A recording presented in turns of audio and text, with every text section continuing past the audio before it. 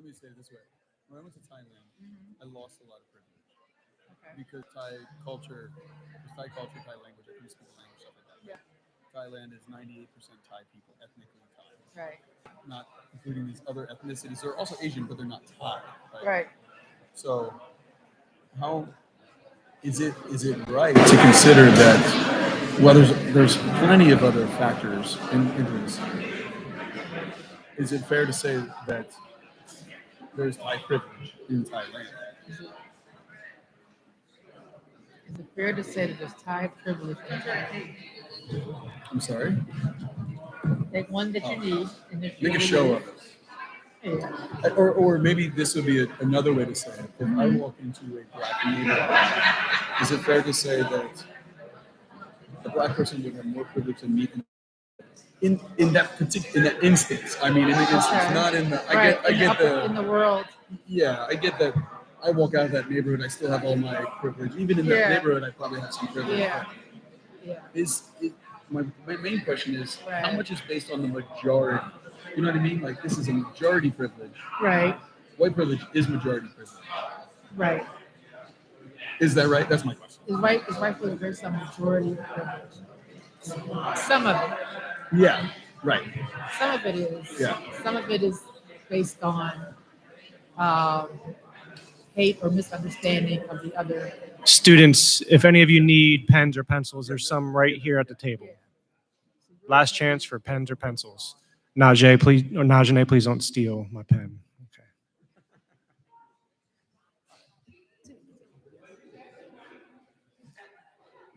Don't steal my pen.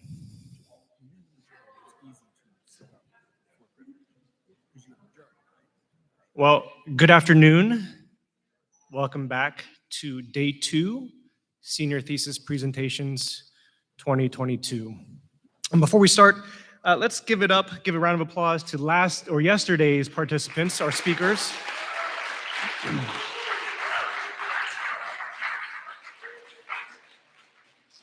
Luke, Elliot, and Yamilet did a really good job getting us started, sharing some really important information. So great job, you guys. A couple of thank yous here. First, media team. Let's give it up for the media team.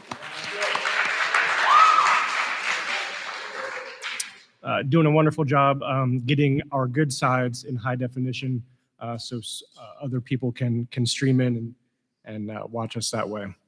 I want to recognize our panelists. We have Mr. Anderson here joining us. Miss Jessica is joining us today. And everybody's favorite, Mrs. Layton.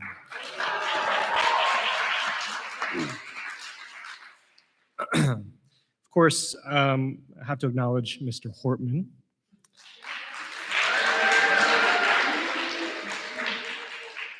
Mr. Hortman and I have had an interesting relationship the last 2 years. I've been both your mentor and your underling in this class. It's been a joy working with you so closely in this class. The way you've steered the ship, turning it into what it is today has been a joy. So thank you, Mr. Hortman. Give it up again for Mr. Hortman. So I'd like to pick up as an introduction where Mr. Hortman left off yesterday. Yesterday he talked about senior thesis being a quest for wisdom. And what I want to talk to you today, I want to make an appeal to the students in this room, the high schoolers, and the middle school students who are streaming in the classroom, okay? And my appeal is this. The seniors didn't just walk into the school building this year and turn the switch on and say, I'm ready to pursue wisdom. Didn't happen, okay?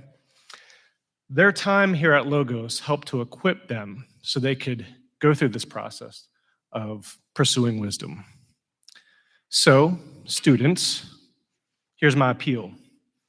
Every worksheet you do, every Bible verse you memorize, every book you read, every essay you write, every test you take, every discussion you have, every language translation you do, every math equation you solve, or if you're like me, every math equation you struggle to solve, every science hypothesis you test with experimentation, every art project you complete, Every choir song you sing and every handbell note you ring is preparing you for your senior year here. Then, as a senior, you have developed a cognitive ability, a certain grit or stamina, and the confidence to complete this project. And when it's over, seniors, you can take this experience with you to college, to your career, and to any avenue that you take or do in life. It's difficult, yes, but it's all good. Every aspect of it is all good. And this exercise is, this whole experience is an exercise in seeking truth, recognizing beauty, and kind of sitting in goodness. And it is all good. And we will be better because of it. With that, let us pray. Heavenly Father, we thank you for the opportunity to gather here today. We thank you for the seniors that have shared, seniors that will share today and will share tomorrow. We thank you for their work, their effort, and their persistence, and their preparation.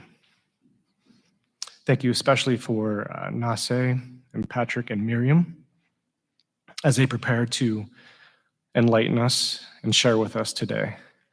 I pray that your mercy would be with them, your grace, that they would be calmed, and that your spirit would breathe into them,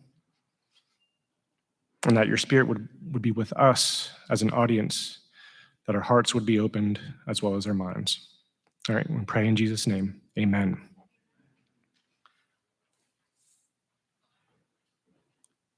Please welcome to the stage the one and only Nase Ajay Cordier.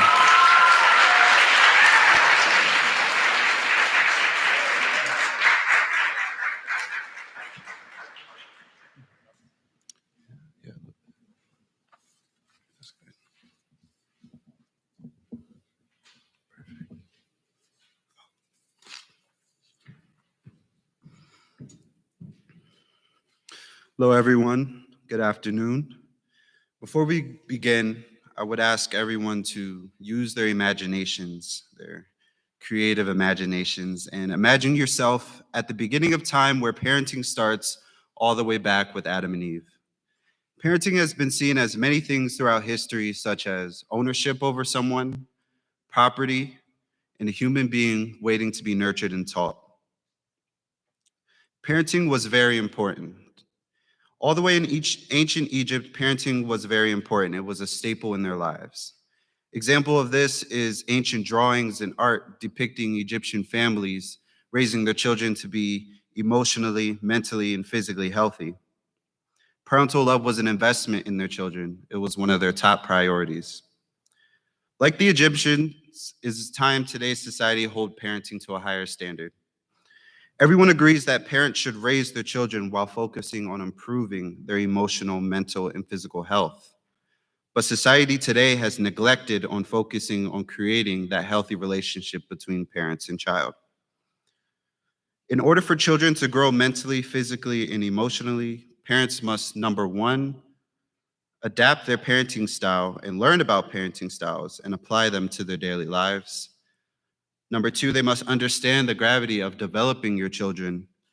And number three, the effects of unacceptable parenting. There are 4 different main groups of parenting style ranging from worst to best. We have the neglectful, permissive, authoritarian, and then authoritative parenting styles. In order to grow your child to be mentally, physically, and emotionally healthy, you must learn about each individual parenting style. A parenting style represents traits, methods, and techniques that certain parents use to raise their children. First, the neglectful parent lets their children live mostly on their own without many rules and does not try to shape or mold their children, which is imperative for the future life of a child. Especially at such a young age, the development of the mind is at its most malleable state. Neglectful parenting has low responsiveness, meaning parent-to-child interaction is low, and they also have low demandingness, meaning that they don't demand much from the child because they're treated as if they aren't even there. The neglectful parent is almost 80% uninvolved in the child's life or completely absent. Next, the permissive parent attempts to behave in a non-punitive, acceptant, and affirmative manner toward the child's impulses, desires, and actions. She consults with him about policy decisions and gives explanations for family rules. She makes very few demands for household responsibility and orderly behavior. She presents herself to the child as a resource for him to use as he wishes, but not as an ideal for him to emulate, nor as an active agent responsible for shaping or altering his future behavior. She allows the child to regulate his own activities as much as possible and avoids the exercise of control, and does not encourage him to obey externally defined standards. She attempts to use reason and manipulation, but not to overpower to complete her objectives. The next parenting style is the authoritarian parenting style. The authoritarian parent attempts to shape, control, and evaluate the behavior and attitudes of the child in accordance with a set standard of conduct, usually an absolute standard, theologically motivated and formulated by a higher standard. She values obedience as a virtue and favors punitive, forceful measure to curb self-will at points where the child's actions or belief conflict with her own. She believes in keeping the child in his place, in restricting his autonomy, and assigning household responsibilities in order to inculcate respect for work. She makes very few demands, and she allows the child to regard the preservation of order and traditional structure as a highly valued end in itself. She doesn't encourage verbal give and take, and the authoritarian parent in a previous era generally felt that her purpose in training the child was to forward not her own will, but the will of God. This parenting style is lacking in emotional and mental support compared to the next parenting style, the authoritative parenting style. The authoritative parent attempts to direct the child's activities in a rational, issue-oriented manner. She encourages verbal give and take and shares with the child the reasoning behind her policy and solicits his objections when he refuses to conform. Both autonomous self-will and disciplined conformity are valued by the authoritative parent. Therefore, she exerts firm control at points of parent-child divergence, but does not hem the child in with restrictions. She enforces her own perspective as an adult, but recognizes the child's individual ways and special interests. She enforces her own qualities, but also sets standard for future conduct. She uses reason, power, and shaping by regime and reinforcement to achieve her objectives, and does not base her decisions on group consensus or the individual child's thoughts. Now, with an understanding of what a parenting style is, here's how to apply it. Each child is different, and there is no one magic parenting style that will be perfect for all your children. Each child is different. As an adult, you must choose your parenting style and then tailor it to your expectations and then tailor it to your child.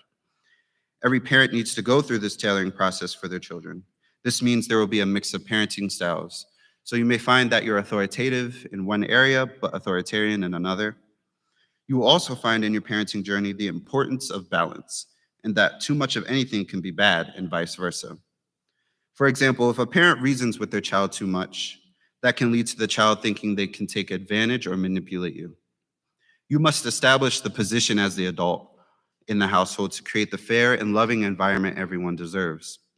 Another example of this is that if you're too strict and not reasoning with your child at all and have an expectation that may be too high, which will be overall degrading to the child's mental, emotional, and social health. So finding the perfect balance in your parenting will enable you to create a healthy and loving relationship between you and your child. Comparing the authoritative parenting style to the authoritarian parenting style, I have an example that can be used to shut down your child's thoughts or emotions, or it can be used to explain something and empower your child. Now, I ask you to use your imagination again and imagine your child begging you to stay home and not go to school because he or she doesn't feel like it. You, as the parent, then have to decide how you will respond. The authoritative response is that, I understand you don't want to go, but fighting the urge to avoid doing something hard is how you build resilience and learn to persevere through life. An authoritarian response is, You're going to school. I don't care what you say. You're going to do what I say, and we're going. So taking apart the authoritative response reveals that in time, those actions can help build character and create a strong work ethic. Looking at the authoritarian response, it simply shows that the person with the most power wins, whether it's fair or not, and that is wrong. And I can understand it being hard hearing authoritative and authoritarian. It's hard, it's easy to get confused, but authoritative was my first example, and a more ideal and the authoritarian is the less ideal parenting style. Understanding the importance of childhood development is crucial to help your child grow in all areas of their life. What you do now will be instilled into your children for life. So parents need to practice good habits early on to create long-lasting effects. Good habits will establish a strong, safe, and stable foundation, structured with rules, boundaries, and limits. Understanding the importance of childhood development is crucial to help your child grow in all areas of their life. What you do now will be instilled to their life forever. Medical doctor Harley Roper, a nationally renowned parenting expert, says children need 9 important things to be happy and successful in life. Children need stability, security, consistency, emotional support, love, education, positive role models, structure, and last but most importantly, time. There are parenting styles that should be practiced, but there are also parenting styles that shouldn't be practiced. Those parenting styles are the permissive, neglectful, and authoritarian parenting styles. So to remind you, permissive parents are reluctant to impose rules and standards, preferring to let their child regulate themselves. A neglectful parent is someone who lets their child fend for themselves, preferring to let their child regulate themselves, and they offer little to no nurturance and guidance to their child. An authoritarian parent may not be the worst parenting style, but the methods to obtain results are unacceptable and non-contributing to developing a child efficient mentally, emotionally, and socially healthy. Just as you can instill goodness in your children to be passed on to future generations, you can also instill negative and degrading ideals and practices into your children. Not to mention the issues that child but future adult will carry with them for the rest of their lives. They will go through many tough battles that will build resilience perchance, but that resilience could have been built better in their childhood to prepare them for life's trials and tribulations. The ways to parent and guide your child are highly controversial, and some may argue that I'm going to raise my child the same way I was raised. This argument is ignorant and inadequate because, as stated before, it is the duty of a parent to raise your child for success and to prosper through life. It is also the duty of a parent to give meaning and purpose to a child's life. It also states in the Bible in Proverbs chapter 22, verse 6, direct your children onto the right path, and when they are out, they will not leave it. As a parent, it is important to continue the cycle of bringing up your children to be better than you, but to also be better for himself. The next argument against my thesis is I'm receiving good behavior using the authoritarian-based parenting style and do not feel the need to be authoritative. This argument is inadequate because receiving good behavior through the authoritarian-based parenting style is not the goal. Receiving good results, meaning your child is doing well in school, following directions, and completing responsibilities, is to be done while acknowledging and assessing the social, mental, and physical needs of your child. The authoritarian parenting style neglects those things and focuses primarily on the end result. The authoritarian parenting style neglects those things. Just because you're receiving good results on the outside doesn't mean you're receiving good on the inside. The goal of good, excellent, and positive parenting is not entirely focused on the results you get, but on the methods you use to obtain them. The entire journey of parenting cannot be completely put into words, and that is the beauty of it. Every parenting experience is different from family to family. In order for children to grow mentally, physically, and emotionally, parents must learn about parenting style and apply them to their daily lives. They must understand the depth, gravity, and extent of developing a child, while also understanding that there is grace and no parent will be perfect. They must also learn how unacceptable parenting affects their children. So moving forward, human society should prioritize parenting more. It is the most important job anyone could ever have. I challenge you to talk about it more, research it more, and read about it among yourselves.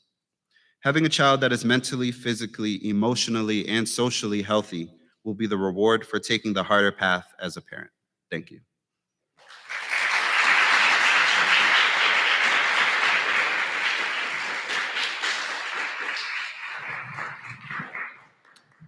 Thank you, Nase. I want to be careful how I ask this particular question, but I'd like for you to elaborate a little bit on your research.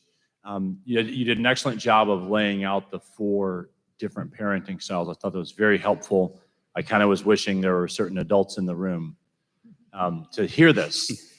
Can you elaborate on what you found in the research? So right now we know data says that over half of kids that are being born today are not born, they're born into single parent households. Mm-hmm. What did you find on the research that talked about the challenges of all the different family makeups? I mean, sometimes you have a married household, you have a divorced household, single households, parent present, maybe not, maybe completely absent. How does the family structure play into the effects of parenting style? Yeah, that's a very good question. So I found in my research that, remember when I explained that children need 9 important things? Consistency and emotional support, structure was one of the biggest things that children need, because without consistency, you have different parenting styles or different situation exposed to the child, leaving them either confused or just put into a bad situation. But I also found that just like you have people who are divorced, or you have single parents or parents that work a lot and don't really tend to their children, you tend to have children who aren't as happy or satisfied in their life. And structure is one of the biggest things that can affect your child.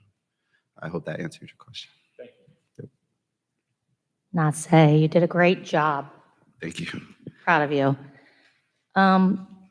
To just go off what Mr. Anderson was saying, what you were just mentioning, you mentioned that rules and balance, that's important in parenting.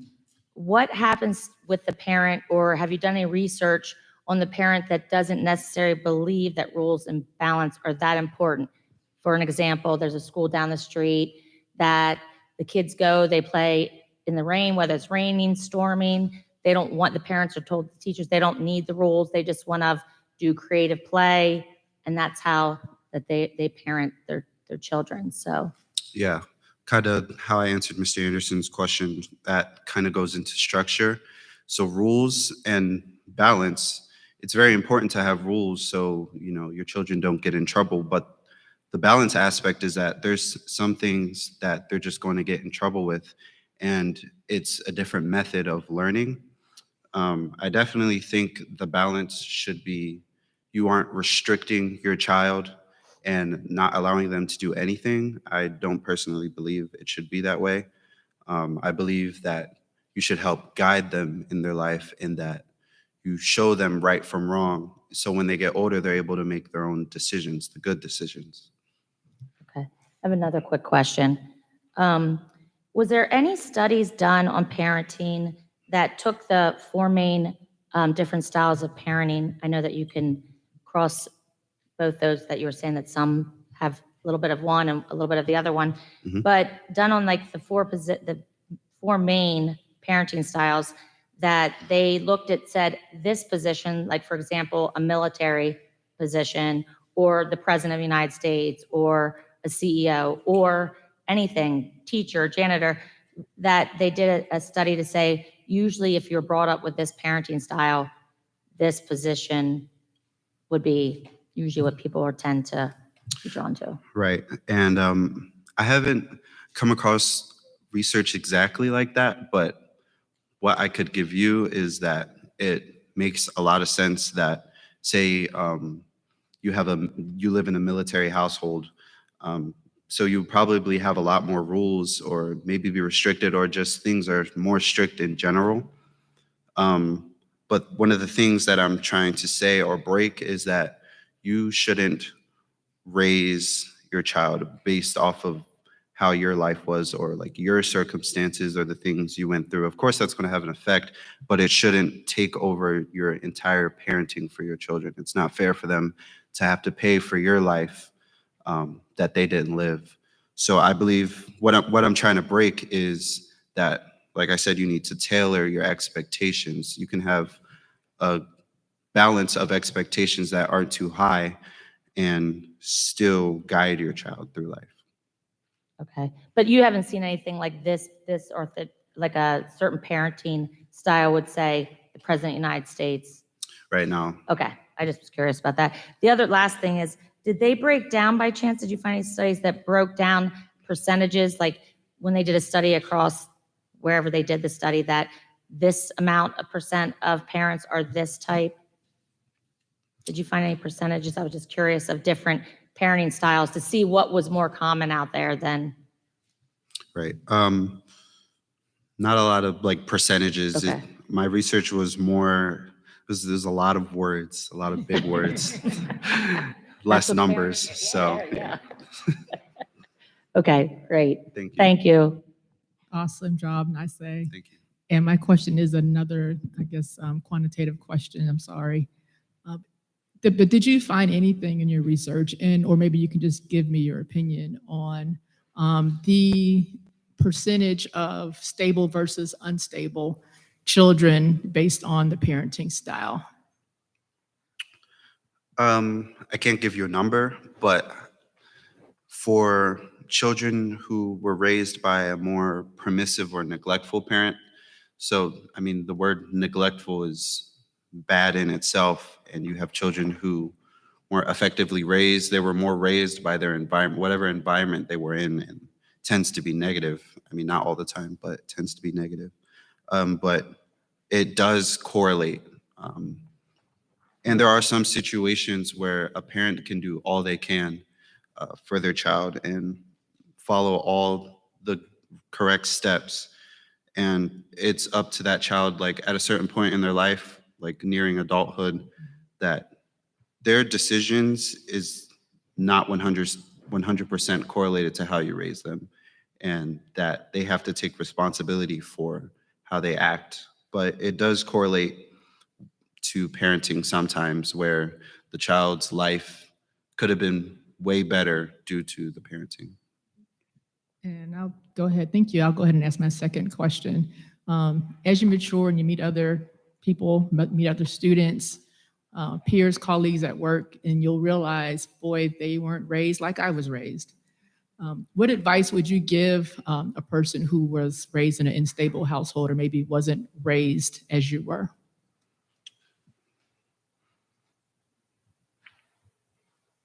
Could you ask that again? Sure. What advice would you, and I'll ask it differently, what advice would you give someone who was maybe raised in an unstable household or maybe raised around some negativity or had a bad parenting style? Honestly, the advice I would give for that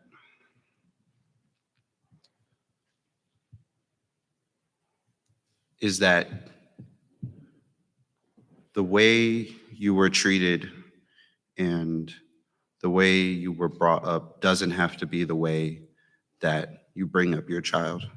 It can be an example of the person who you truly are, and it can be an example of how you wish your life was.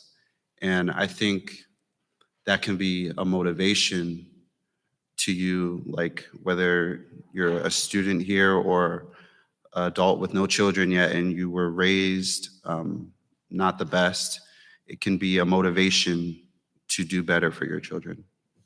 Thank you. One final question that I'd like for you to respond theologically to this sort of input.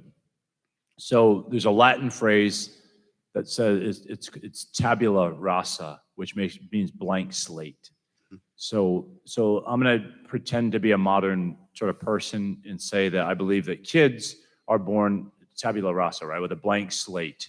And they are nothing more than the summation, we as humans, than the summation of our experiences that we experience. So it's a parent's job just to give their kids experiences and also to allow the child to just sort of discover their own self and all things about their identity.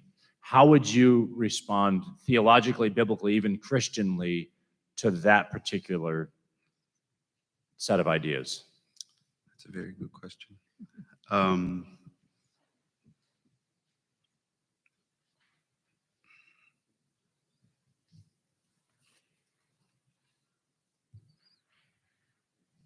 thinking of one way. I'm thinking more of God's plan for people. And we were in a theology class. It's like human beings are looking at other human beings as broken as we are. We only see brokenness, and that those people are like broken reflections. So we see negative things in ourselves, but are quick to judge people and negative things in other people. But I believe that God's plan and following him, you're able to look into a not broken mirror and learn more about yourself and the person you were meant to be. And with that, you're on a good track there.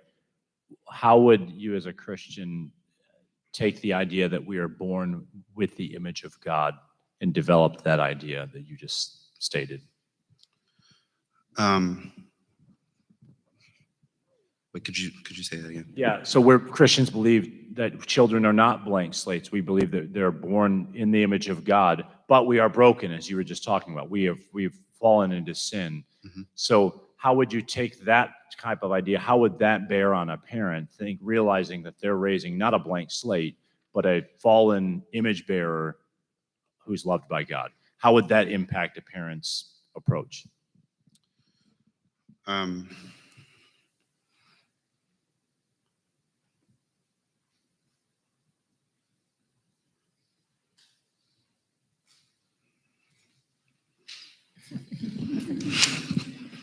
Would parents be despairing?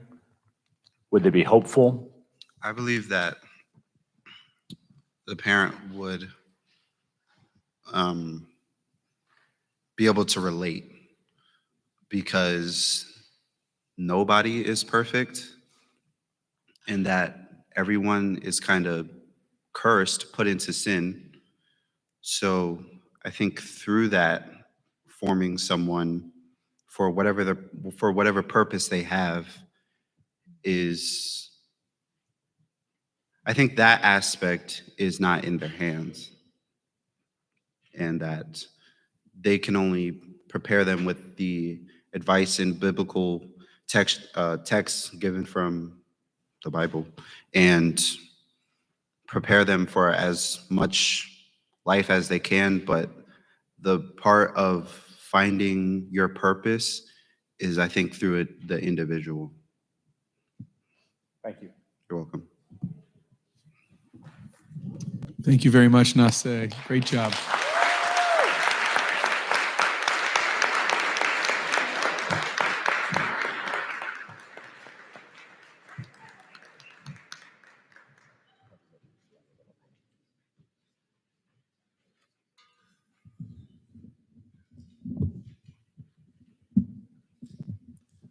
Nase, thank you for sharing with us the importance of effective parenting, and great poise with those questions. So great job.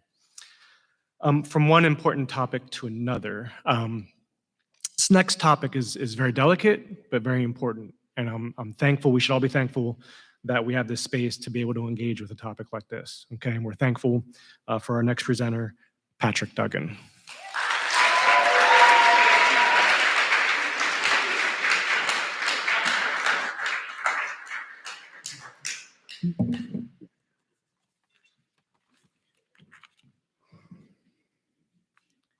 Let me start with a question.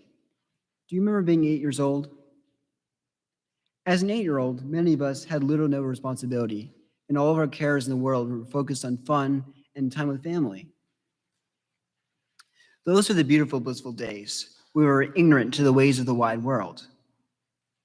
But sadly, in today's day and age, the average age a child is exposed to pornography is the age of 8.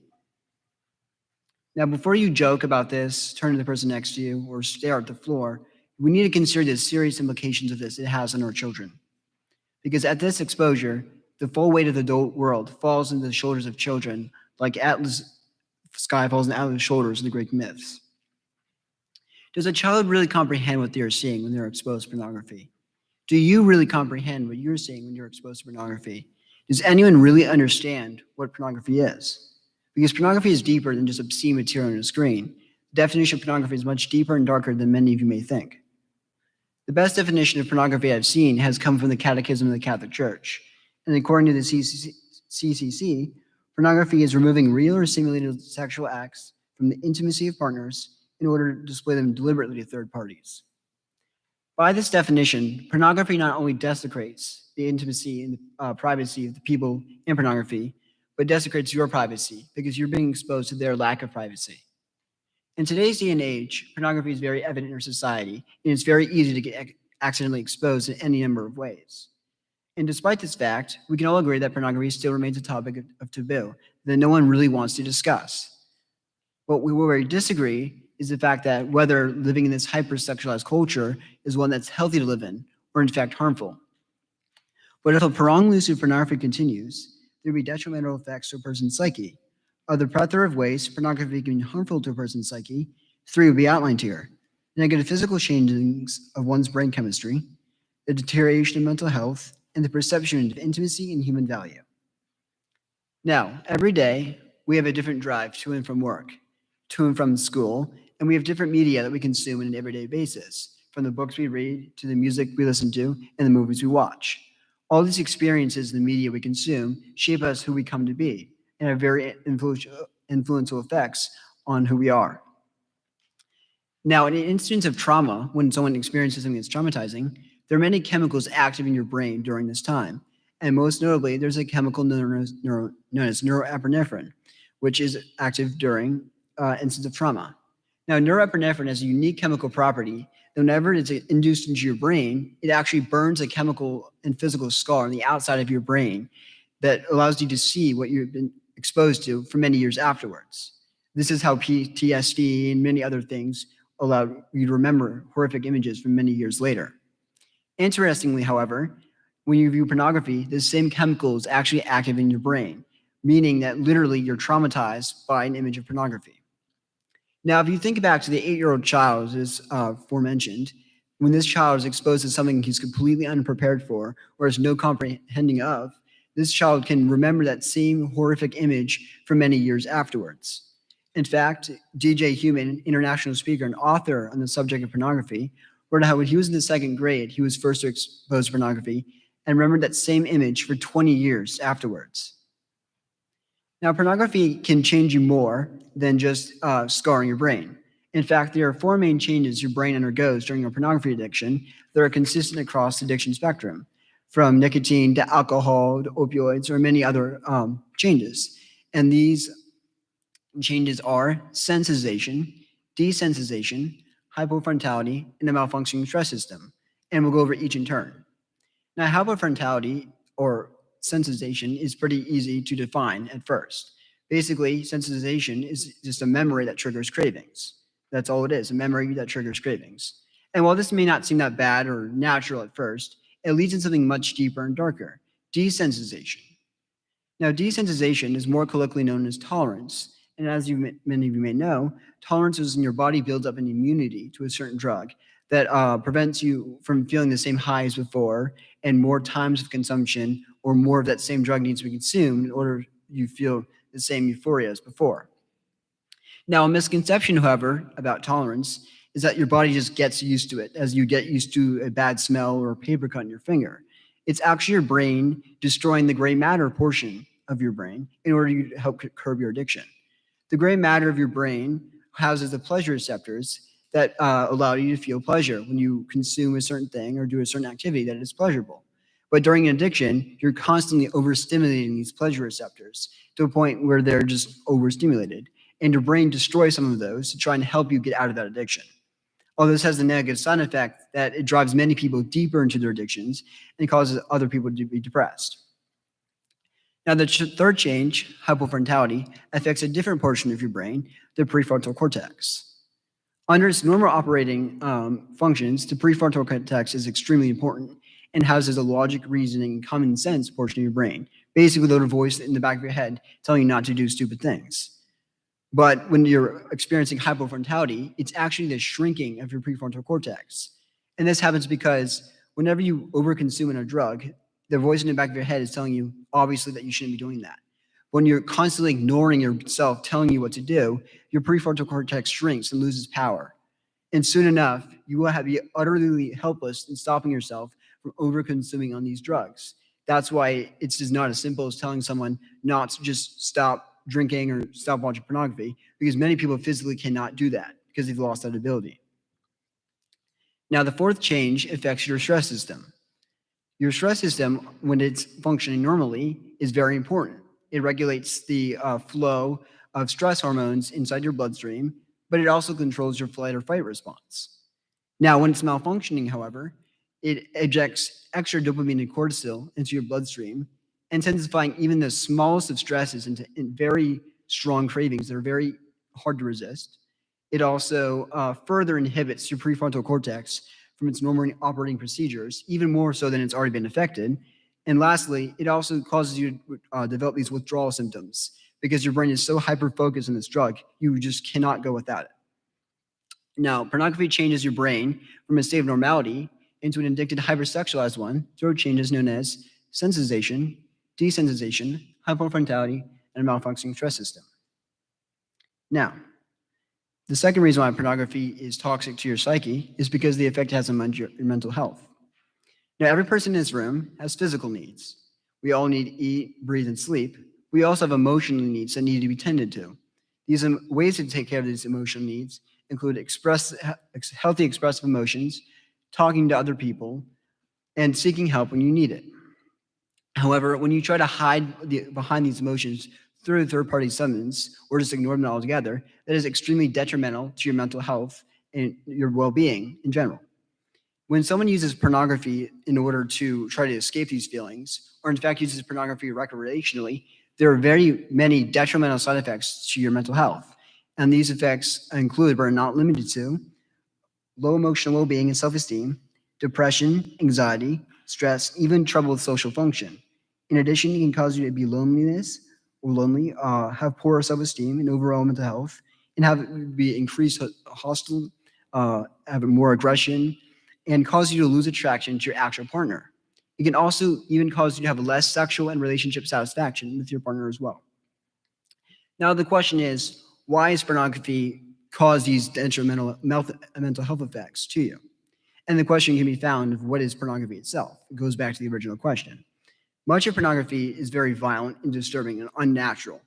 And when your body is exposed to something that's violent or unnatural, your body automatically secretes stress and anxiety hormones as a natural response. That's why many often when you watch a horror movie or an action film, you feel stressed or anxious during that time because it makes you feel that way.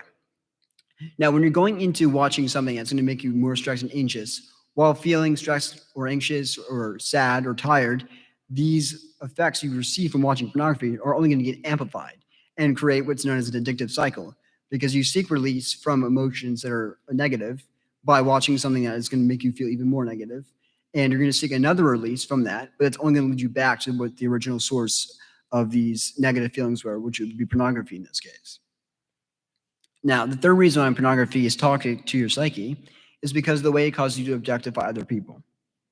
Now, everybody in this room and in this world deserves respect. We are, after all, created in God's own divine image, and we deserve the respect that entails. However, in pornography, people are not pictured as people. In fact, on many pornography sites, the content is actually categorized by fetishes or body parts displayed. And this demotes a person from personhood status that they deserve to just a product in an online market that one uses for their own sexual gratification. And as I said before, the media you consume shapes who you come to be. And when you're watching something that normalizes violent behavior such as rape, incest, sexual misconduct, or many other horrific things, and you're constantly being exposed to that, that will be normalized in your brain. The rest of society finds it very distasteful or wrong. You might find it normal and try to act out that behavior because you think it's normal. But that's how you get lots of like sexual misconduct, crimes, and the rape epidemic that's going in our society. Now, at this point, though, you may be thinking, come on, man, just lighten up, that you're not really looking to hurt anyone, and it's just something you do.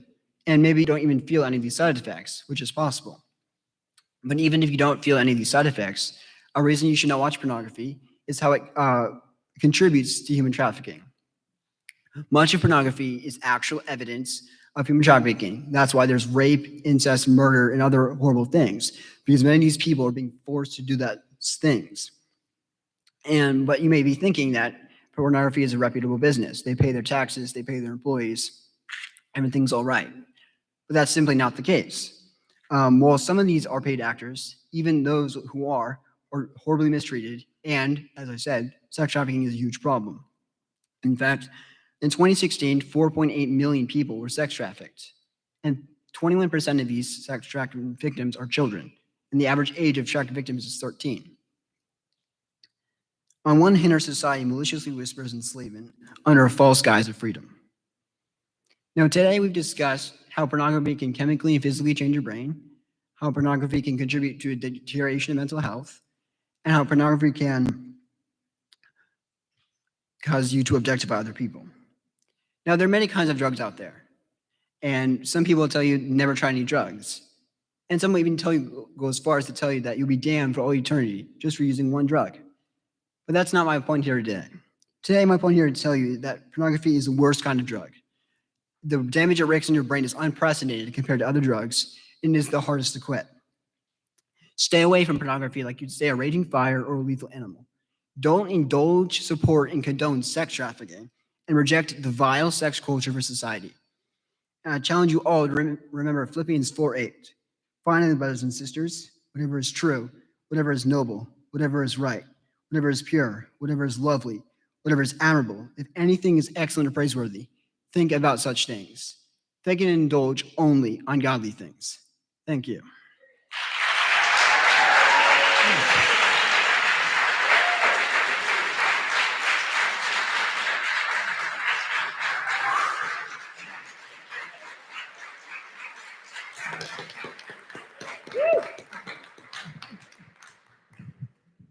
Thank you, Patrick.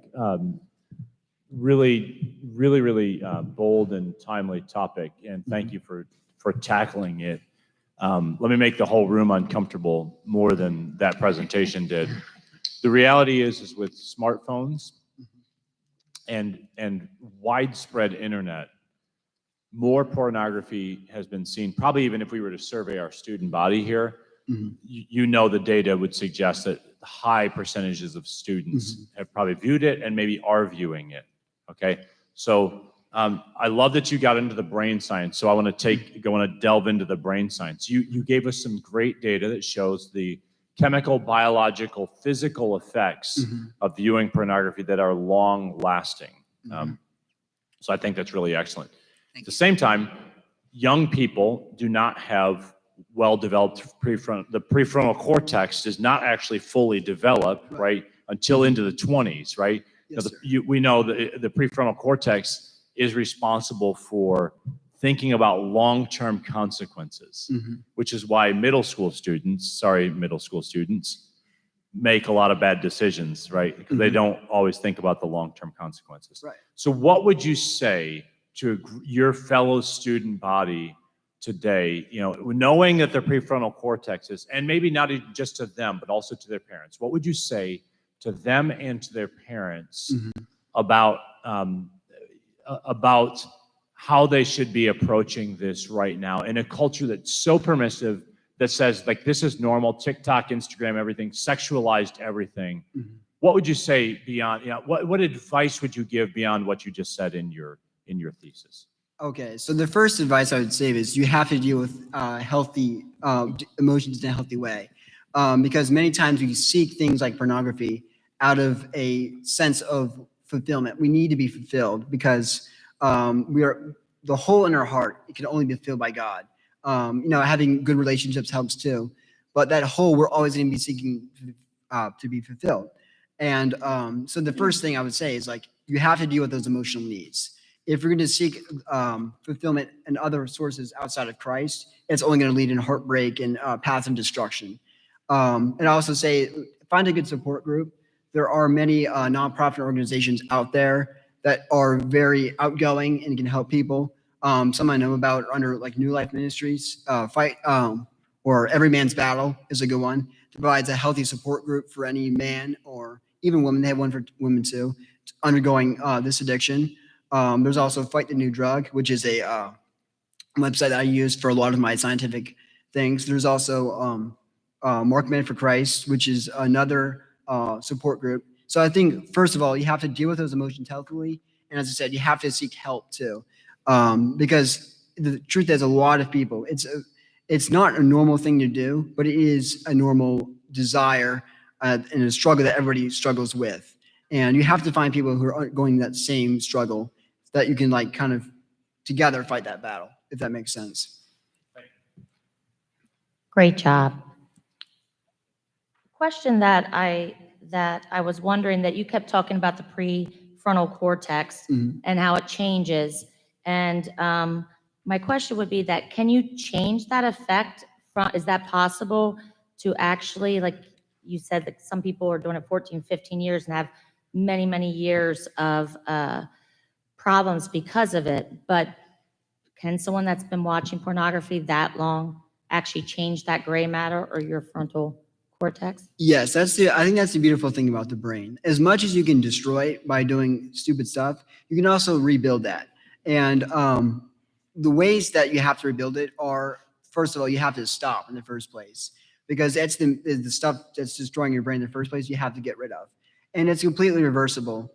It does take time, and it takes effort, and it takes intentionality to get back to where you were. But yes, it is. The prefrontal cortex is definitely is. I'm not quite sure about the gray matter, but I believe that also with the prefrontal cortex will go back to a normal state.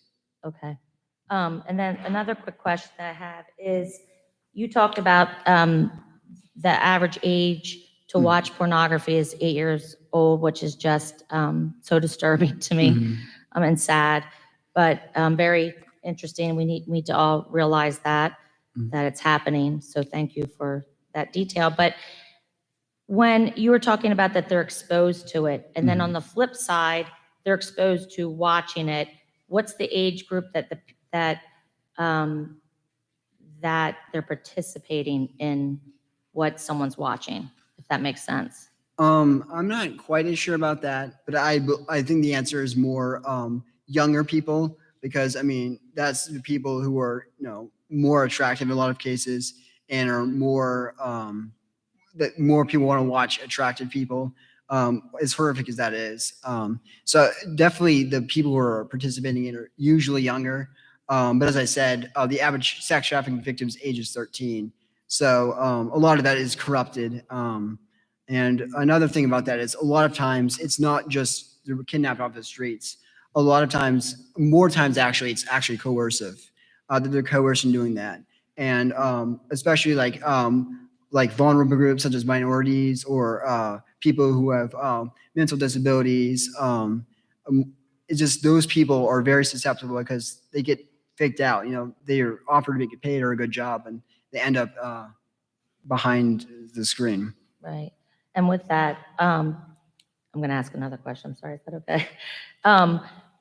Talking about that and how prevalent it is out there and how easy the kids today have access to that. And you're saying that they're young kids or young people in these videos that I'm assuming it's black market because they're not legal. But has there been any research that why that they're going to like make block it, that it's not accessible? So the biggest problem, I think, is the big question is whether we can ban or block it. That's the biggest question I think I've dealt with. And the first problem that comes across, it is technically, it is protected by the First Amendment, which is the first kind of step to get over. But a thing against that I would say is that a lot of pornography sites don't require any sort of age or any ID. You can just access it at essentially any age, a lot of them.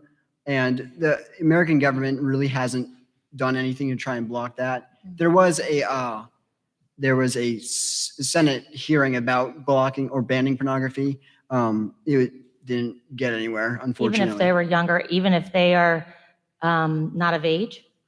Yeah, so like, no, I mean, they just shut it down completely. They didn't take the bill seriously. And as I said, like, it is technically legal to produce it, but I feel like the government is kind of turned a blind eye because of how illegal a lot of it's being produced. Because sex trafficking is a big part of a problem in the United States. But there's nothing I saw really that made a lot of effort to try and curb that at all. Okay. Thank you. Mm-hmm. Thank you, Patrick, and great job approaching this topic with such professionalism. So very nice job. I had two questions. I'll just ask one because you kind of answered the one from Mr. Anderson. If you were a high school Bible teacher, how would you approach this topic from a biblical perspective? How would you introduce on the topic of pornography to students from a biblical perspective? Yeah, so the first thing I would do is try to tell them I'm not trying to shame anyone, because one of the biggest negative feelings you can get from watching pornography is this feeling of shame or like I'm a terrible person. So I first of all wouldn't say like I'm not trying to shame anyone, but I would probably start from, even though it's a Bible class, start with a more scientific perspective, and then say like, well, and then we are created in God's own image and we deserve that respect. We are made male and female. And we're different from each other, and everybody should have that respect. I'm going to also bring up the Philippians from Paul again and say like no matter what the world is doing, technically your brain should be focused only on godly things. Like you should be thinking not about pornography, but like if you want to get involved in a relationship, developing good relationship habits within yourself, and just focusing on good habits, being out and connected with people. And being part of some of the groups, as I mentioned, or other support groups. Thank you. Mm-hmm. All right, Patrick, one final question for me. I need you to put on your theologian cap, which you've been doing already. A great job. I'm going to ask you the question, and I'm going to give you some context for why I'm asking it, and then I'll ask you to reflect on that. Okay, so does or can sexual desire lead us to a search for God? Okay. Does sexual desire or can sexual desire lead us to a search for God? Right. C.S. Lewis said, there's a famous quote where he talked about, that our desires, like we're hungry and there's a corresponding satisfaction that we find in the world. There's food. We're thirsty. There's a corresponding satisfaction we find in the world, water. We're sexually aroused, there's sex to deal with that. So these are gifts from God, right? But obviously you're making the case that this particular sexual fulfillment in pornography leaves us empty and ashamed, okay? So let me go back to my question after reflecting on Lewis there a little bit. Lewis goes on to say, by the way, that the desires point us to something beyond the world. So I'm not giving you the answer there, but maybe I just did. So how would you say that sexual desire that all of us feel that God created, how does that lead us to a knowledge of God? I think it would lead you to a knowledge of God. And in fact, because that sexual desire many times ends up in marriage and ends up in children and ends up in good lives for a lot of people, especially if it's managed properly. And I think that you can find God in your spouse or find God in the people around you, and your sexual desire will lead you to other people because it's God made man and female, and they're attracted to each other. And I would say most certainly it can lead you to God because you can find God in whoever you end up marrying or having a partner with or anything like that, if that answers your question. Thank you. Mm-hmm. Normally when we think about pornography, we always think of males. So did you find anything in your research of the percentages of men versus women who are addicted to pornography? I did. I can't remember the exact numbers, but a long time ago, it was almost completely men who were addicted to pornography. But the numbers have been getting closer. So more women are watching pornography now and more men. There's still a pretty sizable gap in the percentages. I can't remember this off the top of my head, but more women are watching pornography more than ever. So it is a misconception that only men are doing it. But definitely less women, but definitely none at all. Patrick, thank you so much. Great job. Thank you.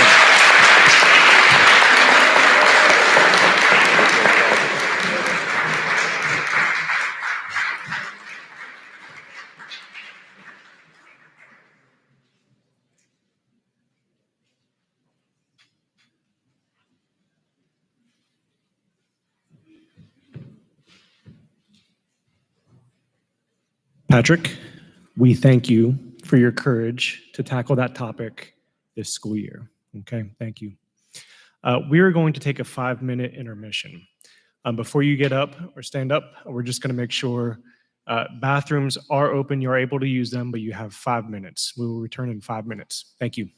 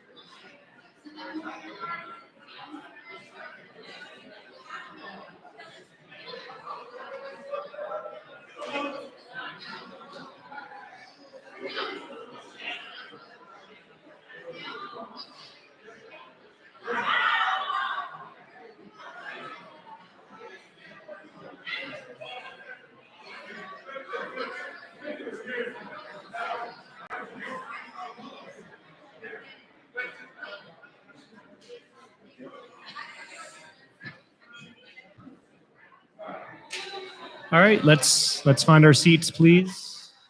Please find your seats.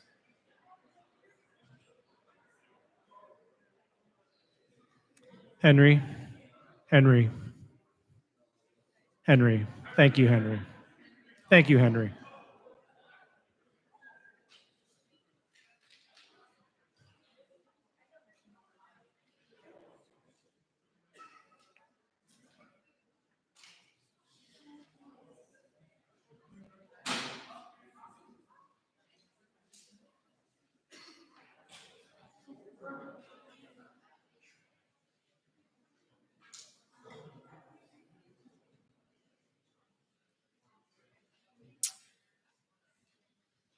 Welcome back.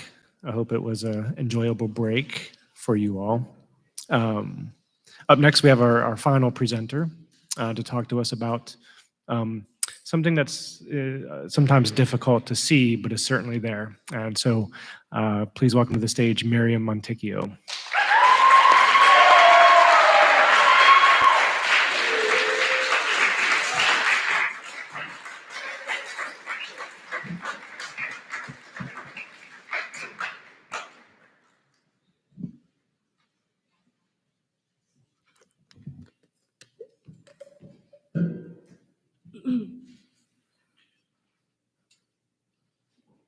Second grade is one of those years in elementary school where the only thought on students' mind is snack time, recess, and their friends.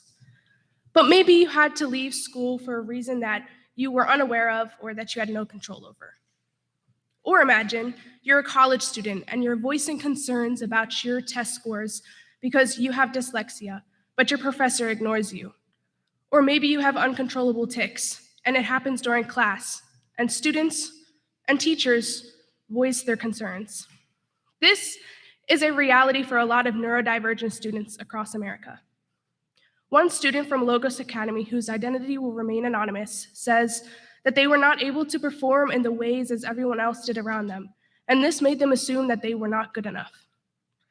It's an unfair advantage for neurotypical students that their neurodivergent peers do not have. It's like trying to put a square through a triangle, they say. And you are a square in a classroom full of triangles. Unless you try to change the shape of the square, you will never be a triangle. It doesn't mean you are not a shape just because you are a square. You just have an extra point. Now, some of you might be wondering, what is neurodivergent? I've never heard that term before. Well, I'm glad you asked. The Merriam-Webster Dictionary defines neurodiversity as individual differences inside the brain functioning regarded as normal variations within the human population. Some neurological differences that fit under the neurodivergent umbrella are the following: ADHD, ADD, autism, the autistic spectrum disorder, dyslexia, dysgraphia, and Tourette's. Now that you have a brief understanding of what the term neurodivergent means, let's dive into the history. Of course, we know neurological differences have been around since the dawn of time, but it wasn't until 1877 that people became aware of certain functions inside people's brains. Adolf Kussmaul, who is a German neurologist, began his investigations, which led to discoveries when he came up with the new term word blindness. Even though these things were being researched in the late 19th century, specific terms did not become relevant until the mid-1900s.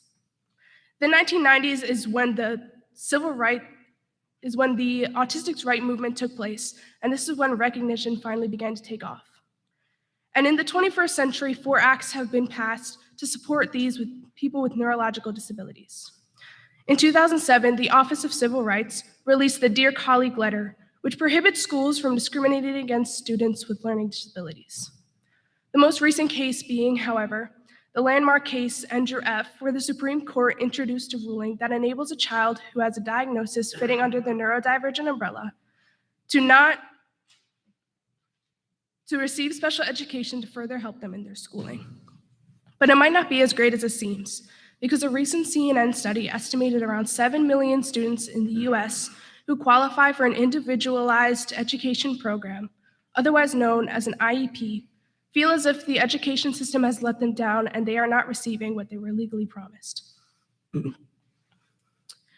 We all agree that these students need their accommodations.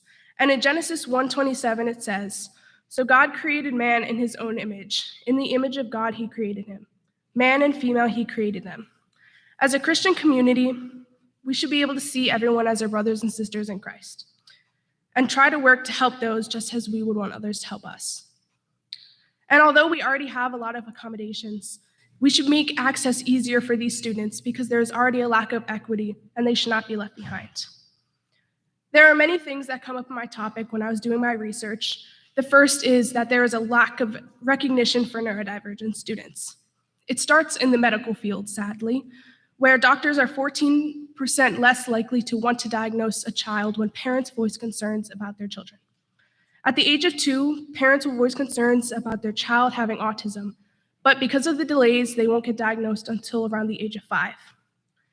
Many parents also don't want to diagnose their kid because of social fears that they might have, and their kid might be seen as different. Since there is no social awareness, this can also equal possible trauma. Sensory overload, bullying, and social isolation can all equal trauma, especially in the young person's life, since they are very impressionable. This can make them feel alone in a world full of neurotypicals. This leads into my second point, that neurodivergent students are being ignored. According to Matthew Mahoney, co-founder and former president of the Neurodivergent Student Union, he claims that neurodivergent and disabled students do not receive the same level of support as other marginalized groups. Building off of his argument, Casey Ottaway also speaks about her experience as an adult diagnosed with ADHD. She noticed as time went by how the education system has taken advantage of her. She studied at Gettysburg College, which allowed the Americans with Disability Act, but if it changed the curriculum in any way, it was prohibited. Casey also felt as if she was being ignored by professors when she would try to voice concerns about her diagnosis. On page 14 through 15 of the Gettysburgian magazine, she says, "Every time I attempt to explain the realities of my ADHD to the administrator or my professors, it feels like I am being gaslit into thinking my real experiences and needs are absurd." It's hard for elementary students, and it's hard for middle school students, and it's especially hard for high school students. But sadly, college students are also greatly left behind because universities do not look at your 504 plan or IEP. This means they receive no extra help and usually have to advocate for themselves. And when this fails, it can be very disheartening, which can lead to many mental health. Which brings me to my last point, that mental health is being ignored in the neurodivergent community. Over the past years, schools have had to switch to online because of the recent pandemic. Autistic students have claimed that they have spikes with anxiety because their routines have been disrupted to switching from in-person to online. Because not only do they have to worry about their health, they also have to worry about their education. Now, in a more general sense, neurodivergent youth have also higher percentages of bipolar and substance abuse. Since schools highlight neurodivergent students as different since the day they get their diagnosis, imagine the effect this would have because they do not know why they are being treated differently. Pressure on them has already caused a lot of mental health, and it's not helpful when doctors, parents, and teachers ignore these issues. Becoming more inclusive can certainly help mental health statistics because people are becoming more educated on the topic and are less likely to be hostile or abusive towards these people. After hearing my points, many people might say that neurodivergent youth need to learn how to function in the real world. However, thankfully, a lot of US companies have made neurodivergent workspaces. Since neurodivergent people are wired differently, this can equal fresh new ideas, which can better the company's community as well as their product. Sadly, neurodivergent adults are still highly unemployed to those who are neurotypical. So it's not a matter of preparing students to become neurotypical in the workforce, but possibly preparing them for the hardships that they will face when it comes to finding a job. One thing is for sure, that if neurodivergent students do not begin receiving the accommodations and help they need early on in their education, they will be lacking in the skills that they will need for their future careers. Another argument one may have is, how could there be enough funding for these students in schools? There are ways the government can track how this funding will be used for these students, and the money schools could raise would not be put to waste. In the year 2020, the US spent over $766 billion on its military. Would it be so bad to relocate some of these funds? Now, of course, many of you will say yes, because the military is very important to each country. So maybe we can look at something that's less important. The amount of taxpayer dollars that go towards movie studios in the US is estimated around $1.5 billion. So ask yourself, would it really hurt to cut some of these fundings to go towards the children's education, especially because 504 plans usually get little to no funding? As America fights for inclusion, equity, and diversity, that should also include those who are neurodivergent. As a teacher, you might view neurodiverse students as a big pain in the neck, but it is your job to educate, support, and love your students. As a society, what are you willing to do to be more inclusive towards neurodivergent people? How will you understand or recognize their hardships? And parents, to what extent will you go to your children? Not everybody is a triangle. Sometimes they have an extra point that makes them a square. And it does not mean that they should be left out just because they have one extra point. Thank you.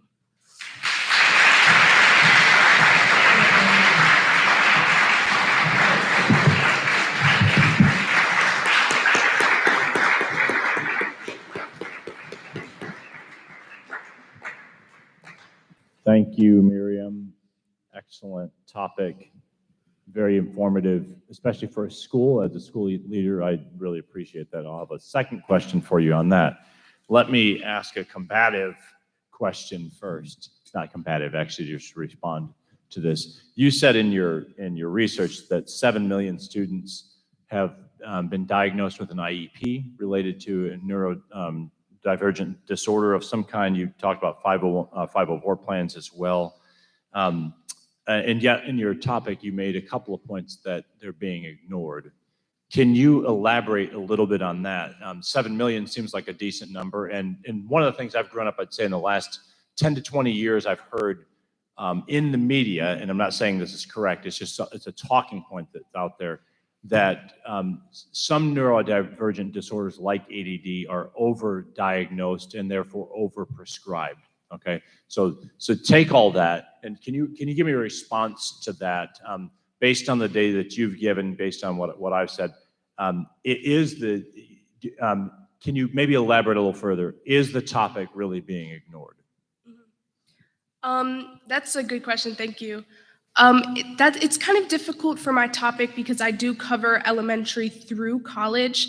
So I do talk about college students being ignored because colleges usually don't look at the IEPs.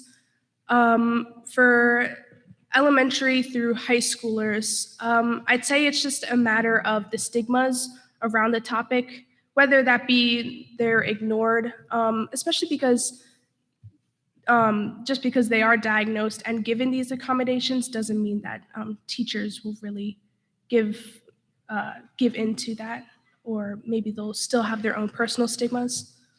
If that answers your question. Thank you. Thank you. Miriam, great job. One of the questions I have is that you were talking about or discussing a little bit how doctors are afraid to tell patients or tell the parents of children that they think that they have something or they're diagnosed with something. Do you think, is there testing being done? That I just was curious with the research, are there tests that can be done to say you are ADD, ADHD? I think you mentioned bipolar. Is there any tests that could be done that could help the doctors actually with the parents that maybe they're diagnosed earlier, so then they're not, they're getting the treatment they need? And maybe what treatment, and was saying that what treatment out there is being done to help students? Yeah, I don't know any specific names, but I do know there are tests that kids will take to be diagnosed. Also, I do know a lot of it is probably from parents and doctors' observation. Whether they see certain symptoms in children early on, then that will probably lead to them getting tested for whether it's ADHD. Okay. And you also discussed about the $1.5 billion that maybe if it wasn't used for military or movie theaters, with that $1.5 million that you would want to use the funds that you're saying that would be very helpful with resources, what resources would go above and beyond what the schools are already providing that money would need to be used for? Yeah, so it's very different in public schools and private schools. I was mostly doing research on private schools just because I do attend one, and you do have to take a test in order to enter the school. In public schools, there are a lot of like special ed classes that people will take, but also some accommodations will be like a sign language interpreter. These accommodations will benefit children who are neurodivergent, but also children who might have physical disabilities too. So that would just go towards funding for like maybe a sign language interpreter or something like that, where they could help students, especially in private schools, because we don't get any state money. Great, thank you. Thank you, Miriam. I loved your topic. Thank you. Love the topic. In your research, did you come across any relation or correlation between untreated or ignored neurodivergent students, or maybe perhaps parents are just in denial? Any correlation with that and behavior, or even worse, criminal activity for a child? If I'm understanding your question, are you asking that if neurodivergent people are ignored and don't get a diagnosis, this can lead to criminal activity in the If it's future? not treated or diagnosed, yes. I have not found that in my research, but with the mental health study that I did do, they do have higher percentages overall of bipolar and substance abuse. So I'm assuming, I don't want to put anyone in a box, but I'm sure there would be somewhere out there where maybe there are percentages where they do have higher crime rates. That would be definitely something to look into, but that wasn't in my research. Very good, thank you. That's my only question. Let me ask you maybe a practical school-related question, but it's kind of theological in nature a little bit. So I appreciated that you brought out the sense of you called out a sense of compassion and sympathy in me for this topic. This is something we wrestle with as a school.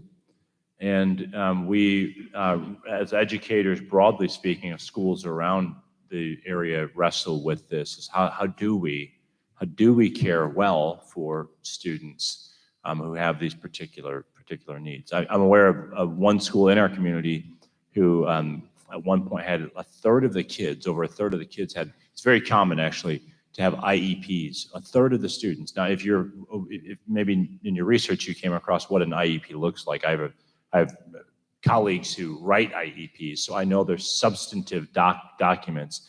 I've often wondered how on earth those teachers can actually manage those plans, because they have so many different accommodations that are created. And so imagine, to get with me in the maybe kind of in a behind the closed doors a little bit, as administrators, we're talking about, we have a classroom of 18 students, and we have 6 who have accommodation plans that if we were doing a really good job on those accommodation plans, there'd be a lot of management of those. And yet we also have 12 other students who have individual learning styles and needs. So how would you advise me, from a Christian compassion standpoint, to help my staff, the principals, wrestle with this reality of providing compassion, but also caring for the whole of the class?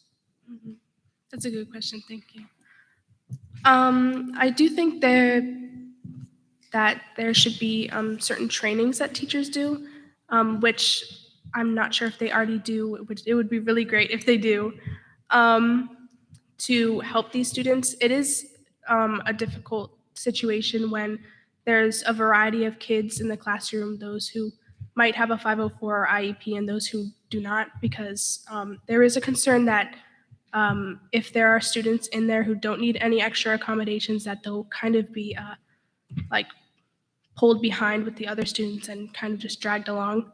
From personal experience going to a public school, I have been in classrooms where there are students without any accommodations and students with, and I don't really think there's any issues with the student population in the classroom, but it will probably just be harder work for the teachers, if that answers your question.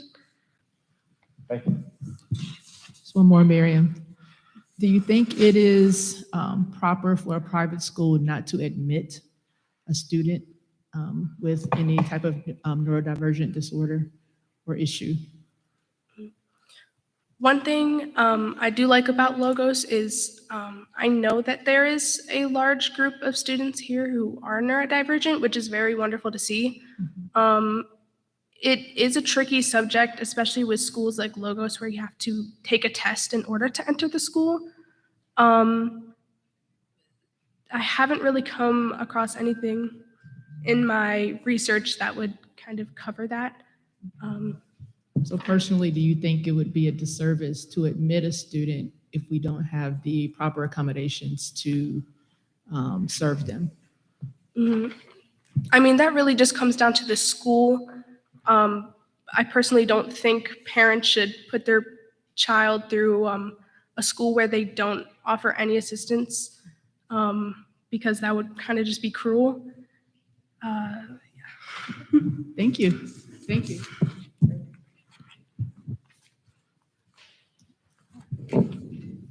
Another quick question is, do you feel that as you're talking about, Mr. Anderson was talking about, there was one class locally that 1/3 of the class was diagnosed with an IEP, that could cause some of the conflict if the kids, what have you found, or if you were in that situation, how would you feel having people know that you do have an IEP compared to students that do not have an IEP, and how in today's world would that affect kids with just the bullying, and would it make them feel more as an outsider?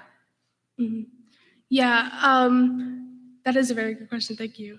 I know that there is a confidentiality with IEPs and 504 plans, that students aren't supposed to know whether you have one or not.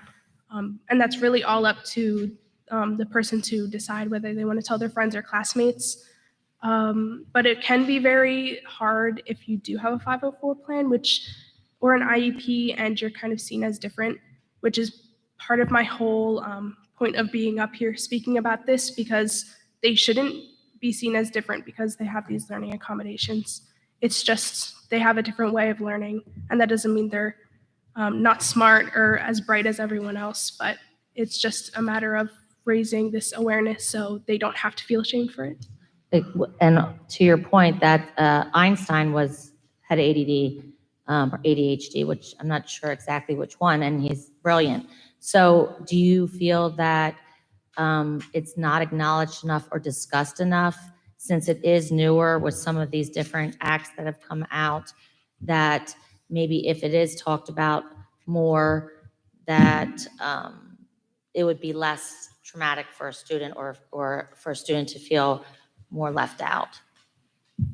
Yeah, definitely. I feel like if the stigmas on any subject are never going to 100% be erased, but if they are to a broad extent, I feel like that will definitely help with the mental health, if that answers your question. Yeah, well, how would you feel, how could it be done? Was it trainings, or with students talking about it, teachers talking about it, outsiders coming in to discuss it, that it could be made more aware.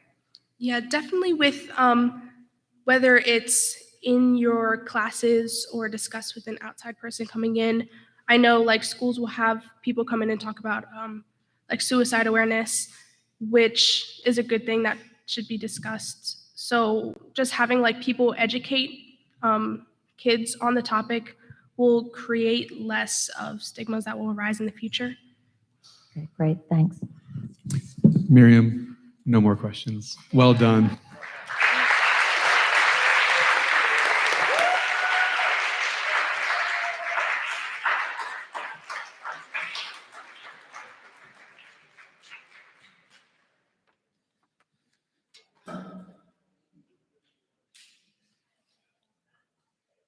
Let's give it up for our 3 seniors from today.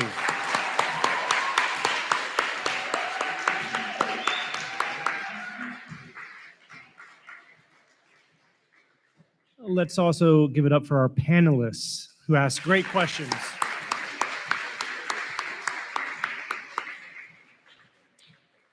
And give yourselves a round of applause because you were a great audience.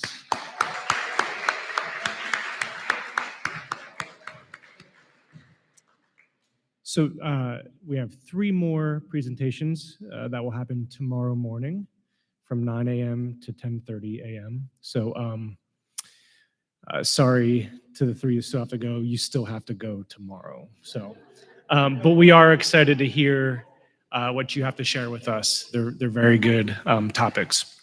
I think there's about 5 minutes before we're going to head across the street. So I think let's just do some of what we did yesterday. We can interact with one another. If you want to interact with the seniors and the parents or the panelists, we can do that. Then about 2:55, we'll head across the street. So great job.